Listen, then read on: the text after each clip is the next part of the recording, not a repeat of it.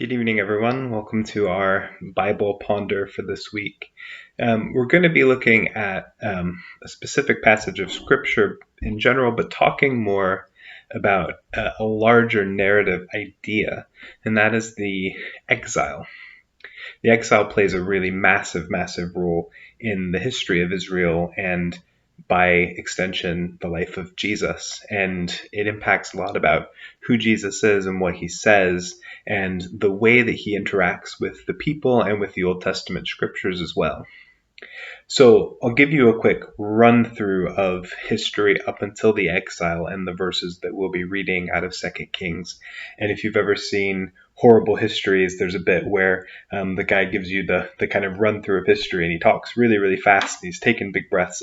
It might be a little bit like that, but we'll see how we get on.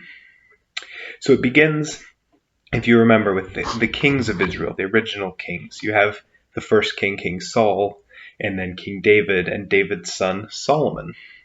Now, Solomon's sons have trouble deciding who's going to be the heir, and there's a whole lot of kerfuffle that you can read for yourself, but the kingdom ends up split. And you end up with Israel in the north, with the capital being Samaria. And then you have the kingdom of Judah in the south, with the capital of Jerusalem. And each has a different king with a claim to their ancient lineage. Very few of the kings are great, but especially in Israel, the kings are far more evil than good. Judah has a few good ones, but mostly Israel's kings are wicked. You can also see where some of the hatred for Samaria begins that you see at the time of Jesus, when Judah, along with Jerusalem and the temple being in that kingdom, sees itself as the true and right people of God. Time passes and eventually the Assyrian Empire rises to power. Are you remembering your history lessons yet? And this is where a major part of the story of Israel and thus the story of Jesus begins. Israel becomes conquered by Assyria. People are taken captive and the land is resettled by foreigners. The king of Assyria actually forcibly brings in foreign people to occupy Samaria. And so that begins the Israel exile into Jerusalem, or into Assyria. But Judah is still existing as a kingdom with a king. That Israel's exile, you can read a bit about in 2 Kings 17. But many years go by, Judah is still limping along as a kingdom. They have a couple of decent kings, notably Hezekiah, and then especially King Josiah, who rediscovers the books of the law. He does a massive reform movement. He rids the nation of idol worship and things like that. But he's eventually killed in battle against Egypt, and the kings of Israel the kings of Judah, rather, become vassal kings to Egypt. And also the kingdom of Judah goes back to its old wicked ways. So back to our history books. Which empire comes along after the Assyrian Empire? That's right, Babylon. Babylon is now the new bully on the block, and so the vassal king of Judah, who's a vassal to Egypt, he's now Jehoiakim. He switches his allegiance to Nebuchadnezzar, to the new big bully on the block. Jehoiakim isn't a great king and does evil, and so the text tells us that God actually sends different bands of warriors from different nations, basically to fight, and eventually he dies and his son Jehoiakim takes over. And here's where we come to our reading. So we're going to be reading from 2 Kings chapter 24, and we're going to start in verse 10, and then we're going to read all the way to chapter 25, verse 12. So let's read. At that time, the servants of King Nebuchadnezzar of Babylon came up to Jerusalem, and the city was besieged. King Nebuchadnezzar of Babylon came to the city while his servants were besieging it. King Jehoiakim of Judah gave himself up to the king of Babylon himself, his mother, his servants, his officers, and his palace officials. The king of Babylon took him prisoner in the 8th year of his reign. He carried off all the treasures of the house of the Lord, and the treasures of the king's house. He cut in pieces all the vessels of gold in the temple of the Lord, which King Solomon of Israel had made. All this as the Lord foretold.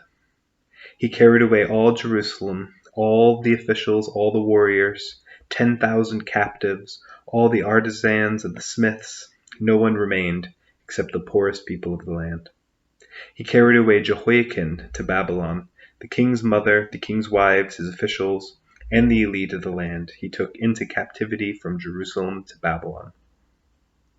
The king of Babylon brought captive to Babylon all the men of valor, 7,000, the artisans and the smiths 1,000, all of them strong and fit for war. The king of Babylon made Mattaniah, Jehoiakim's uncle, king in his place, and changed his name to Zedekiah.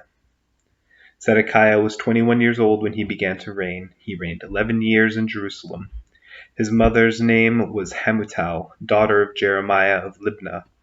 He did what was evil in the sight of the Lord, just as Jehoiakim had done. Indeed, Jerusalem and Judah so angered the Lord that he expelled them from his presence. Zedekiah rebelled against the king of Babylon, and in the 9th year of his reign, in the 10th month, on the 10th day of the month, King Nebuchadnezzar of Babylon came with all his army against Jerusalem and laid siege to it. They built siege works against it all around. So the city was besieged until the 11th year of King Zedekiah. On the 9th day of the 4th month, the famine became so severe in the city that there was no food for the people of the land. Then a breach was made in the city wall. The king with all the soldiers fled by night by the way of the gate between the two walls by the king's garden.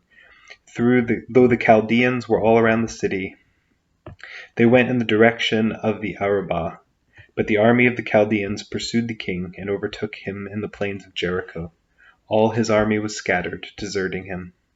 Then they captured the king and brought him up to the king of Babylon at Riblah, who passed sentence on him. They slaughtered the sons of Zedekiah before his eyes, then put out the eyes of Zedekiah. They bound him in fetters and took him to Babylon. In the 5th month, on the 7th day of the month, which was the 19th year of King Nebuchadnezzar, king of Babylon, Nebuzaradan, the captain of the bodyguard, a servant of the king of Babylon, came to Jerusalem. He burned the house of the Lord, the king's house, and all the houses of Jerusalem. Every great house he burned down. All the army of the Chaldeans who were with the captain of the guard broke down the walls around Jerusalem.